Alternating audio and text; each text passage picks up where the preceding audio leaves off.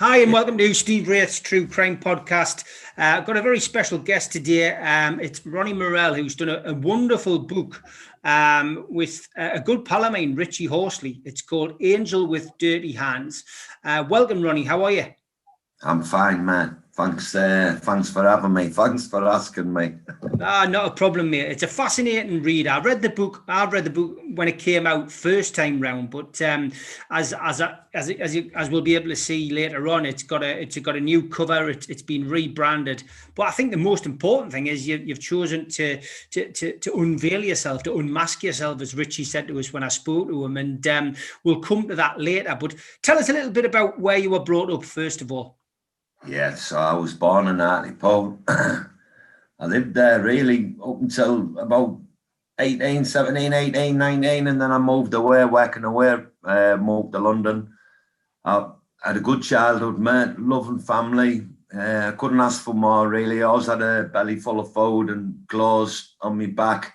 I was born around Up Street, Jesmond Road part of town, and then we moved to the town centre when I was about 9-year-old. Good childhood, mate. Normal stuff like most kids go through and that. It was a bit of an adventure, really, as a kid, mate. I was always... Happy childhood, then, by the sounds of it. Yeah. Brothers and sisters, mate. Ronnie? Brothers and sisters? Yeah, I got one older brother, one younger sister. Yeah. Good childhood, mate. No, but good memories. We never had a lot, but I don't think anyone did. But always out with my mates. Tend to be up to no good, like, but that was just normal. It tended to be the normal way of life. just the way it was, mate. But yeah, really happy memories, really. What were you like at school? Were you a scholar? I couldn't do it, man. Could never get school. It used to hurt my head. I don't know why. When I went up in the big school, 12-year-old, we were in the huts, which was separate from the main school. And then from there, we moved into the youth club, and that was our class until we left school. And what I know now, I look at the way kids, they're a lot more on the ball today with kids, and they have like special needs and do things like that. I think I must have had a bit of, I don't know what, but I used to spend most of my time looking out the window and daydreaming. And the youth club, we just played Space Invaders and pool, and the teachers sat and drank coffee, and there was about 34 of us, just exactly the same, but still good memories, mate. You know, I just wasn't academic, didn't get it. Ate me head, yeah. Were you into sport? I used to love everything, mate, apart from running. I hated cross country. But I used to love playing football, and they used to make me play rugby. I didn't like that so much. I wasn't very good at it, but I used to love taking part in it. But in them days, we were all the kids were really physical anyway, and we were out on the bikes all day, you know. I was thinking the other day, I was talking to my mum. I went home for a few days to see her. I've not seen her since lockdown. And I said, when we were kids, I used to do my paper down in the morning, and then that'll be it. School, come home after school out, but on a weekend or summer holidays, you're just out all day, you know, out through the fields, appling, whatever, and never used to come home until you had to, you know what I mean? But yeah, great days. Were you a football fan, Ronnie? I was, mate. I used to go to my Uncle Ronnie, my dad's brother, took me first football match. I was 12-year-old, Hartlepool, Leeds United. I'll never forget it. The impression that stuck in my head, we were in the family a little bit, and the rink end was over there, and there was this he was a big fat fella, and he was getting carried out the rink end on a stretcher, and that image is just stuck in my mind as a youngster. So yeah, I used to go to the polls, but we could never afford it. So the last 20 minutes, they'd always open the gates, and we'd climb over, or we'd go in when the last 20 minutes, just to get in there and be part of it. But exciting, yeah, as a kid. I went to a Newcastle Middlesbrough away day match, and that was mad as well. But yeah, Man City's my team. Can it go wrong with Man City at the minute, mate? But certainly better than Hartlepool, and definitely better than Newcastle. I mean, you say you got into mischief as a youngster, and most kids do. But how did your life spiral out of control? To be honest with you, mate, so when I say mischief, we were robbing shops and that on a night time. I was shoplifting. I was a really good shoplifter. I don't know. I think I was invisible most. I used to be able to go behind the counters and open the glass doors and get the pack of pens out while the assistant was. I think I was invisible. I only got caught once, and that was by my mum. I walked out the shop and bumped into her, and I was supposed to be at school. What are you doing here? And I was, oh. Well, I tell you, Dad, that was all she said, bless her. But yeah, so we were always up to mischief. I call it mischief, no good. We were always up to something. And then as I got older, I'd say like 14, 15, I'd be in the arcades a lot. And I got into them, the bandits gambling bug. I got that, and I think it all started to go a bit wayward. Then we were sniffing glue at the same time, and I needed money. I was working in a gubby scheme job, and I started smoking dope from glue and the arcades. I'd go in there on a Friday night with me £23.50 in the brown envelope from my gubby scheme. Within a couple of hours, it'd be done, man. I was always, I'm going to win, I'm going to, that bug I had. I mean, when I look back now, I'll be honest with you, I look at it as I am now, and I've done a bit of work on myself. I was always externally fixing, or I was always doing something to change how I felt, really. You know what I mean? When that's how I see it now, as I'm older. But yeah, the arcades, the money, and that led me into doing more serious things. As I say, I went on and did that robbery. And tell us about the robbery, Ronnie. Well, I'd seen this off license, and it was really busy, and there was a big fat bloke working there, and I thought, man, it just come to me, I'm going to rob this shop. And that's exactly what I did. But on the night I went in, he wasn't on, and it was some lady, and man, I felt really bad. I felt terrible. I tried to tell her, I'm not going to hurt you, but I mean, someone stood in front of you with a balaclava and overalls on, holding an hammer's not exactly going to make you feel joyful, is it? I felt sham. Anyways, I got the money from the till, and when I look back now, I mean, it was over within a minute like that, and I'd come out the shop, and I remember looking up the road and seeing a copper on the beat, because in them days they used to still do it, but he was down the other end going the other way, and I'll be honest with you, mate, it was really, I thought to myself, I made a few £100 in about a minute, and to me that was like, oh, jackpot. And in my head I'm thinking, I'm going to do another one. I'll just carry on doing this, because it was really easy money. I didn't have to work all week, It was mad. But that's where my head was, and I was straight in the arcade, straight out on the drink and my dope, and that was it. That's where I was, mate, yeah. So you were stealing, really, to feed your addiction? Yeah, in a fashion. Yeah. I mean, I'm not proud of any of the things I've done. My proudest moments, I think, have come in recovery and being there for my family and my children and that. But it took me a long time to get there, mate. Yeah. Tell us about your first prison sentence.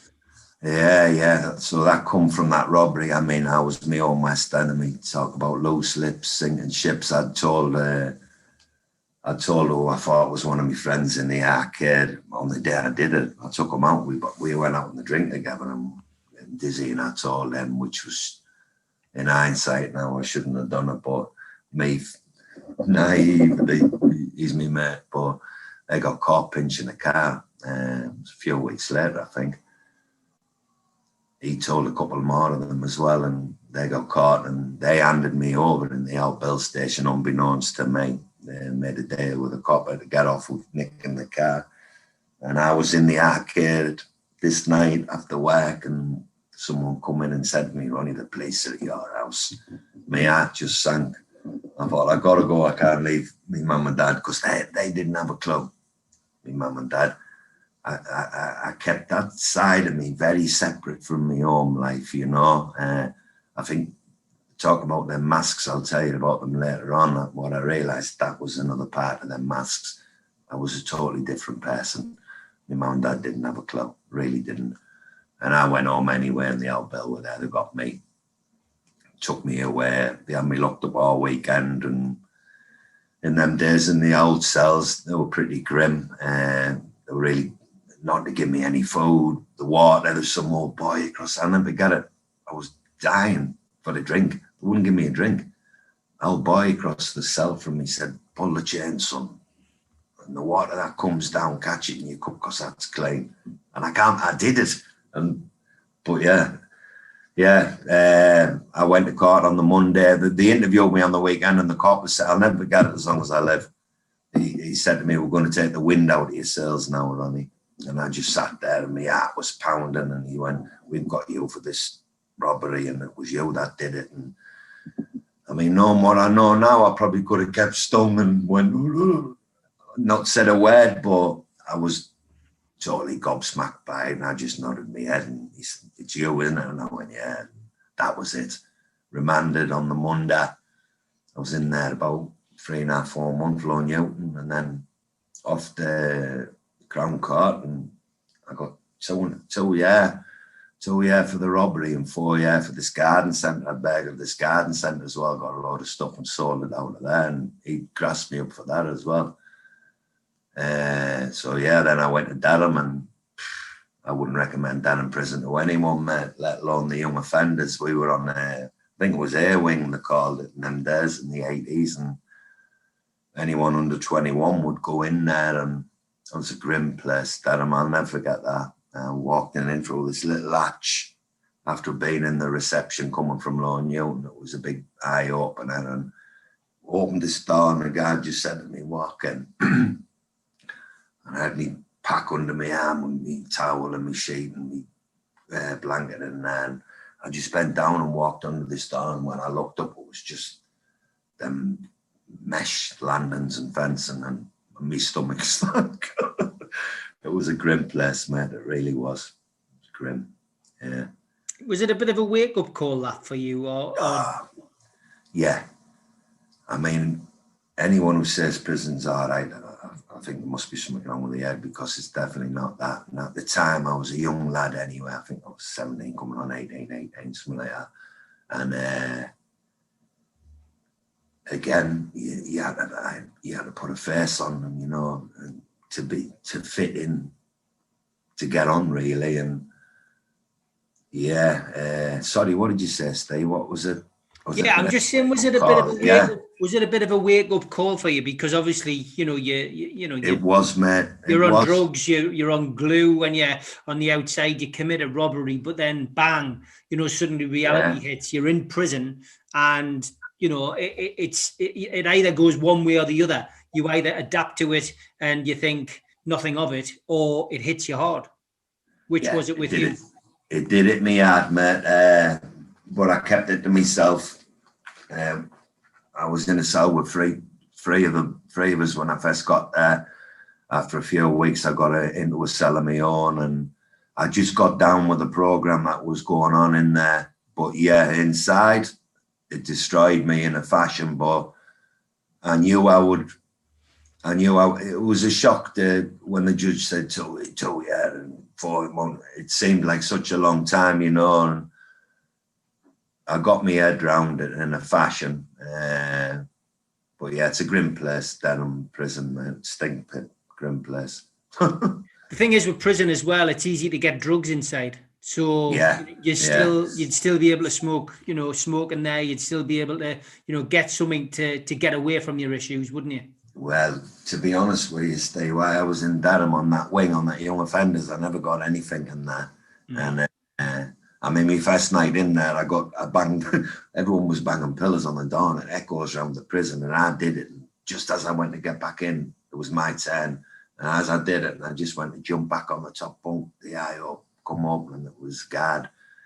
He put the cell light on and walked away, and it was about 20 minutes, man, and I just heard all of these footsteps coming down the landing. They got me out of bed. He gave me a dig. There was 3 of them, and he took me down into right in the balls of the prison, into this little room where I stayed until the morning, and seen the governor behind the desk, and he fined me £2.50 for making a noise with a pillow. And £2.50 was like a week's wages. So for 2 weeks, I wasn't working. So for 2 weeks, I had no money, I had no soap, no baccy, no nothing, man. It was grim. And drugs, like you say, yeah, there was drugs in there. I could smell it all the time, but it wasn't until I went to the young offenders where I got a few joints in there. But my mum and dad were visiting me, and I would never ask them to do anything like that. When you came out, I mean, was it a case of trying to stay on the straight and narrow, or did you get straight back down to you know, to be? When I look back now, I cringe. I really do, you know. My mum and dad they were good people. They used to come and visit me all the time. Every 2 weeks without fail. Every month in Durham. Every 2 weeks without fail. The day I got out, I was just straight on the drink on the train. As soon as I got out of prison in the train station, we got cans. The woman served us, but said, "Don't drink them until you're on the train." And me and these a couple of lads from Middlesbrough. By the time I'd got into Hartlepool train station, I was already on my way, and one of my mates met me, and we went straight in the van and got straight on the door. And that was it. I was there till about 6 o'clock. My mum and dad were coming up and down the train station looking for me, wondering where I was, and I just turned up shit-faced, just totally self-centered, man.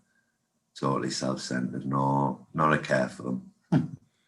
What was a typical drink and drug binge for you? Oh, man, it's when I was younger, it was the dope all the time, and you know, as opposed to binge drink culture anyway. You're out there all weekend, Friday, Saturday, Sunday afternoon, Sunday night, back at work, maybe a couple of times through the week. But it was the same when I worked away. It was every day me dope, and then I started getting into the base amphetamines, and I tried heroin for the first time in London. I'm at the bed in Finchley Park where I lived, and I tried that where it wasn't my bag. That I was definitely a stimulant kiddie over that. But it was after my second prison sentence, in my early 20s, because I got out of jail. I tried to keep on the shit. I never really changed my behaviours, though, I'll be honest with you. I did as far as the criminality goes, because I started working full on, making good money. But my addiction stayed with me. I didn't see them as addictions, I'll be honest with you. It was just normal life for me. That's what I did. It wasn't until later on I really started paying the price for that, as far as the physical sides of it go, you know. I got up to me, I think it was about 2022. I'd been working in London. I met this woman. She fell pregnant, and I'd had a fight in Hartlepool at this nightclub, and I'd had this lad, and the police had arrested me and charged me with, I think it was assault causing actual bodily harm or something like that.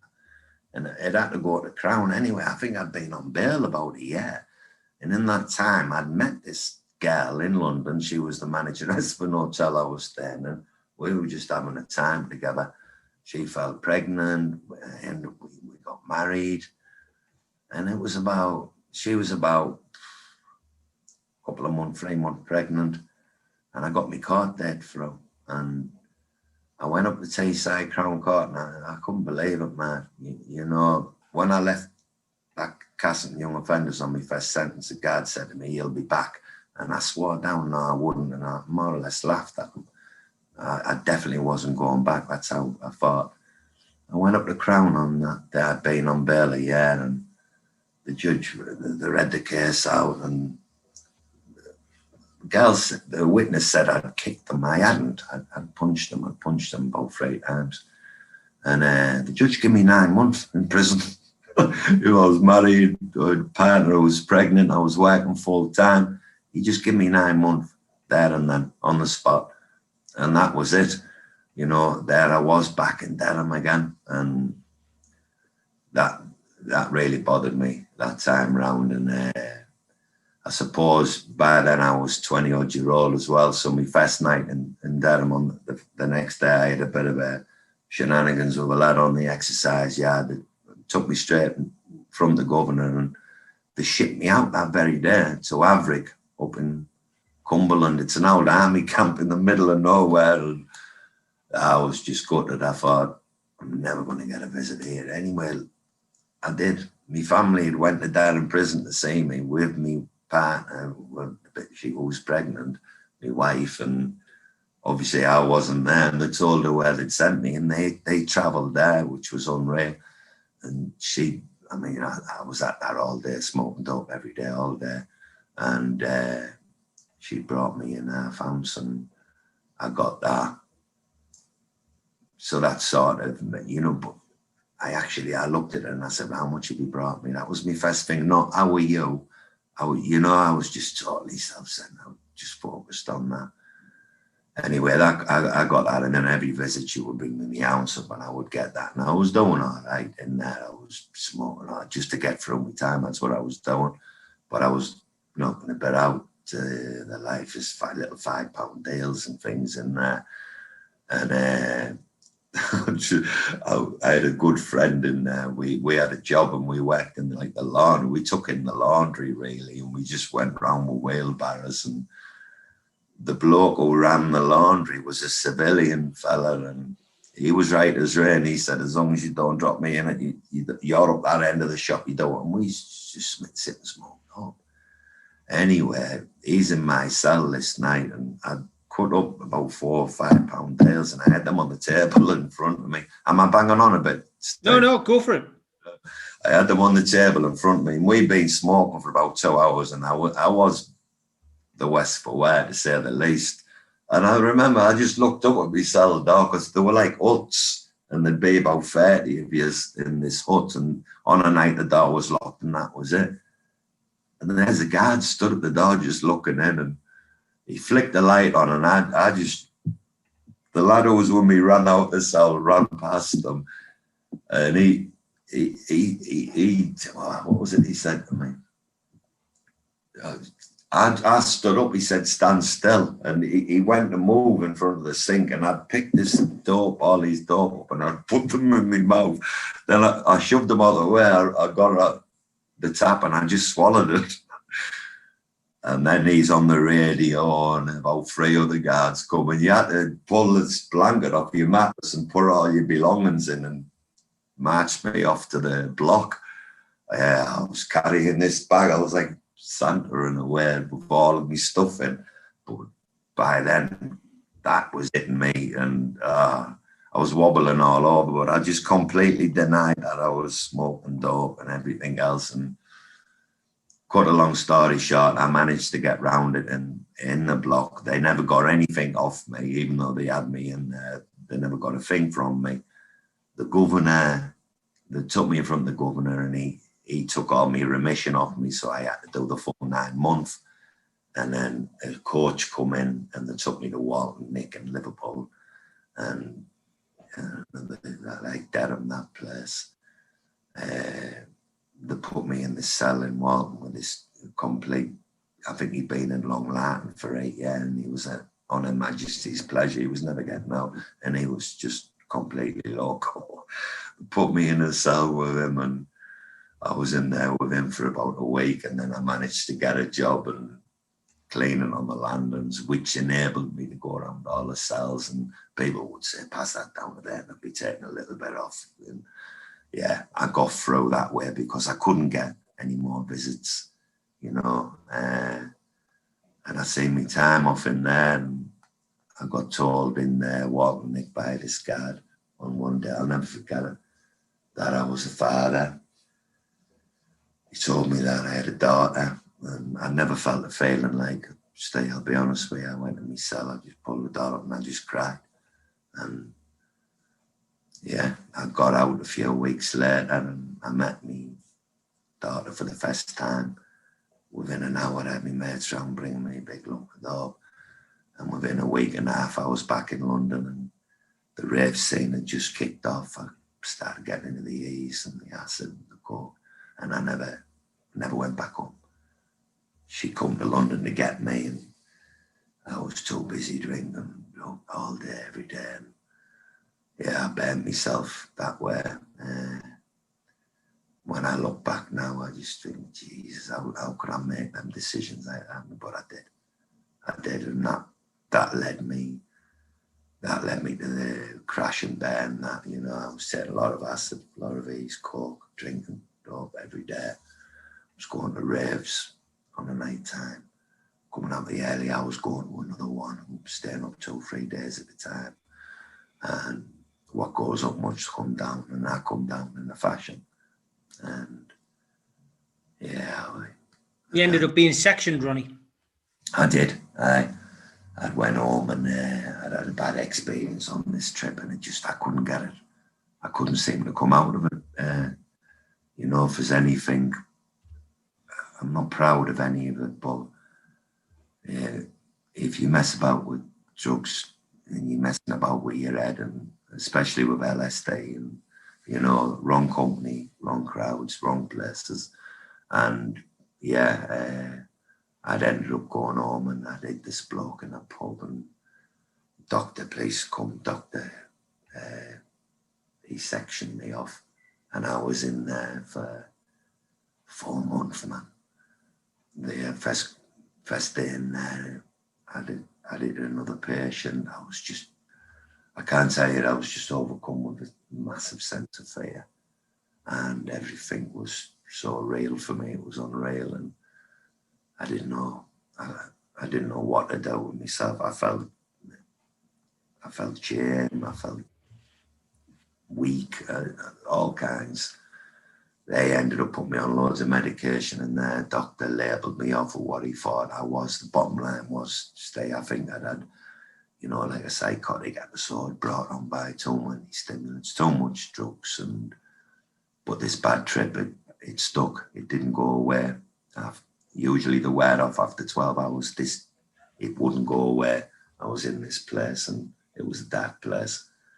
And yeah, they kept me in there, and I learned to keep my mouth shut and my hands to myself, because I soon recognised that if I didn't, it would be a lot worse for me. And yeah, I was 24. I had 2 prison sentences, and they're sectioned, and I just thought, and me poor parents, you know, my father, the day I was sectioned, he buried his mother. And I remember him stood looking at me, and as sort of thing, he'd lost me as well. He actually told me later on that's what he thought. He told me years later, when I looked at you, I thought I'd lost you forever. I was in a dark place, man. Yeah. Took me about 3 years to come out of there. Stay.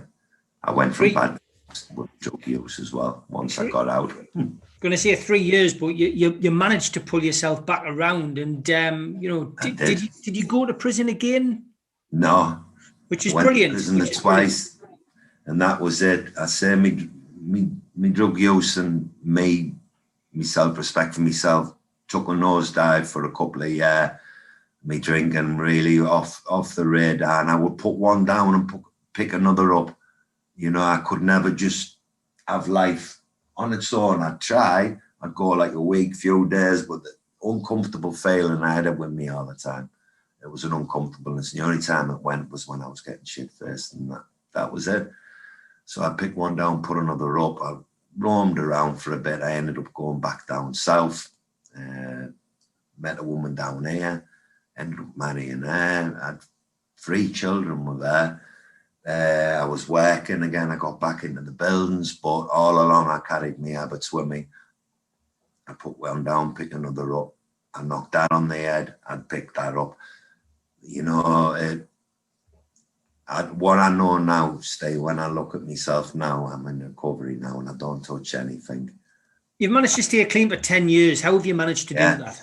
You know, well, so that relationship, the one with the 3 children, because of me drinking and me drugs, that also hit the wall. She gave me an ultimatum. Me and the children, or that, and I chose that and left. And I'd see the children, you know, and me drug, I'd say it was cocaine. I was making good money staying. I was really getting into the cocaine, MDMA, and I was drinking every day. You know, there was times I went to the toilets and it was blood, nothing more. That still wouldn't, the penny still wouldn't drop, you know, common denominator, all me suffering. I was still going, it's all this and that. That's why, never pointing at myself. And I ended up I couldn't work anymore. My elbows wore out. I had repetitive strain injuries. I needed plastic elbows. I couldn't hold my trowel. I couldn't do the job. And I had to return. This is around the time I was spending a bit of time with Richie, and I'll be always grateful, eternally grateful to Richie. He sort of got me here. We done this Reiki thing. I started to get on this spiritual path, but I still couldn't iron out the blips, the binges. They still kept happening. The kid's mum got poorly, and I ended up moving back there, but we couldn't live together, and I ended up living in this high needs hostel, basically. She had cancer, the kid's mum, and it was terminal. She was going to be dying. And I'm living in this hostel, and as part of the tenancy, it's a dry house, no drugs, no drink. By then, I couldn't afford real drugs, but I'd plugged my GP, and I was on these prescription painkillers, opiate painkillers, and I was bumping them into me. Then with alcohol, that was where I ended up with a bin bag of clothes at 46. And in my head, I was still thinking I'm going to bounce back, in my head, I was like, that's just a glitch. It wasn't. As part of the tenancy, you had to go to these meetings, 12-step meetings, and they were in there. And I went, and I sat and listened, and it was the best thing I ever done in my life, I'll be honest with you, Stay. I sat and listened to people who were just like me, except they were really happy, and they talked the journey of all of the things that I've done as well, they'd done as well, but they no longer did it. And I could see the steps up on the boards in this meeting, and I didn't have a clue what they meant. But I kept going. I kept coming in the meetings, and I could never say I'm an addict, alcoholic. I could never say them words. I would say my name. One day I just said it. I'm an addict. I'm an alcoholic. It probably was the best thing I ever did. I got a sponsor in there, and I started these 12 steps, which is a looking. It's not it's the internal. It's me and how I deal with life. I mean, the best description was like I was a sponge. I could soak up so much of normal life, but then I had to release it in whatever way I did, and it was usually substances.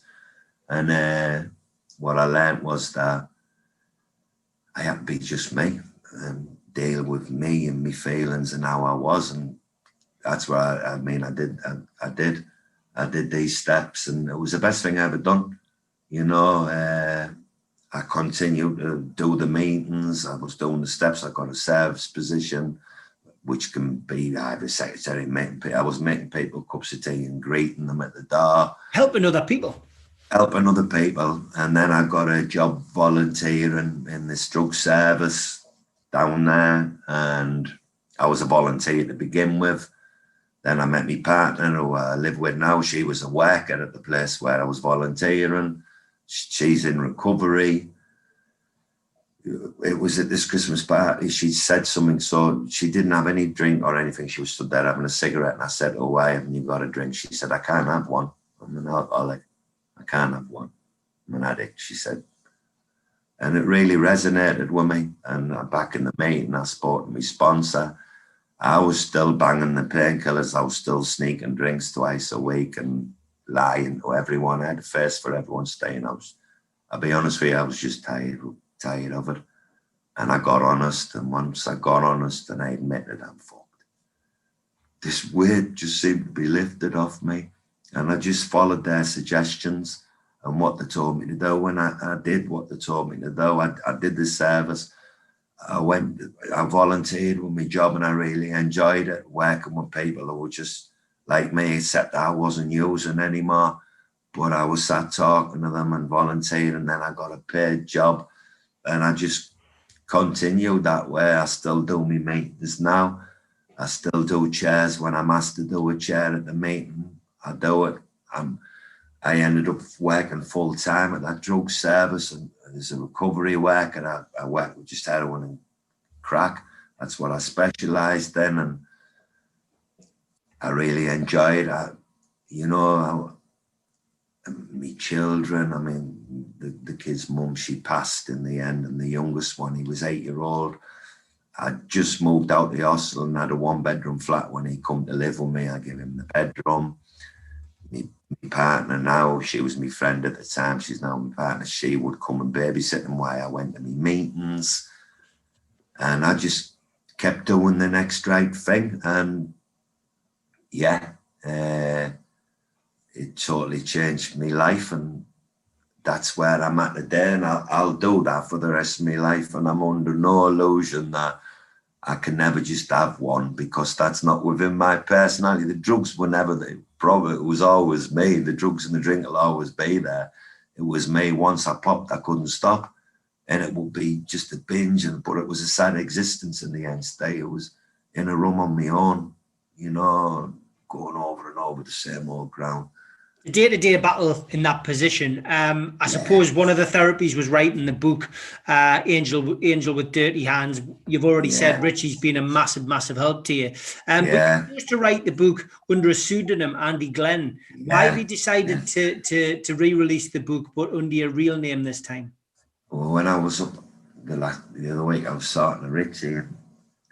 You know, when I first did it with him, I mean, I was grateful that he even thinks I'm no one, mate. I'm just me, you know. And he really believed it's a really good story, and he wanted to do it, and I did it with him. And that I was really nervous about, because of the organisation I work for. They don't, a lot of them, the colleagues, they don't know anything about me, you know. And I really felt like if they did, then they'd judge me in some way. So I went with the pseudonym. But when I was up the way, I was talking, I'm not ashamed of me life. I'm ashamed of some of the mistakes I've done and some of the regrets, but I've made amends to the people who I need to. I don't act in them ways no more. I never have for the last 10, 15 years. I just don't behave in that way anymore. And I'm a daily amends if I keep doing that to them people, you know. Them behaviours are long gone. I've worked on myself. So I thought I don't need to be ashamed of that. And if anyone wants to judge me, then they can. But yeah, that's their shout. So yeah, we put it in my name. It's my story. And yeah. Last question. What do you want people who read your book, Angel with Dirty Hands, what do you want people to take from it, Ronnie? I'd like to think that I never knew how to live. I didn't. Once I put the drink and the drugs down, I didn't know how to live, because it had always been, that's how I'd lived. You know, I was always doing that. I'd like to think that people can find that you can change, and it doesn't matter what's went on in your life, what's past. If you want to, you can, and there's hope. I mean, the 12-step fellowships for me, the rooms, it's massive for, you know, the mental health. You can come through that if you do the next right thing and you continue to live that way. And for me, I'd like to think maybe someone can get a bit of hope. Maybe someone can see that you can be in dark places, but you can come through and be of service, be a part of society, so to speak. You know, I'm in service every day with what I do, my work, and I found my place. That's what I'm supposed to do. I'm supposed to help people. I'm here. That's what I'm here for. And I'm really grateful for that, because I could go out and make loads of money when I was building and stuff like that, but I never had any purpose. You know, it was just a means to an end. But now I've got purpose, and I can go to bed on the night and wake up the next day, and I haven't done anyone a bad turn. I haven't done anything I don't remember, you know, and I feel all right about myself. And somewhere down the line, if I make a change in someone's life for the better, then that's just the best feeling in the world, and no money can replace that, really. But yeah, so yeah, a bit of hope, I'd like to think, and yeah, that there is, the solutions are there, and it's when you're ready, when you want to get honest and look within, you can, and you can change for the better. Ronnie, it's a great message, and it's a great book. Best of luck with it, and thanks for sharing your story on my podcast. Thanks a lot, mate. Thanks for having me, Stay. I really appreciate it, mate. I really do. Thanks a lot.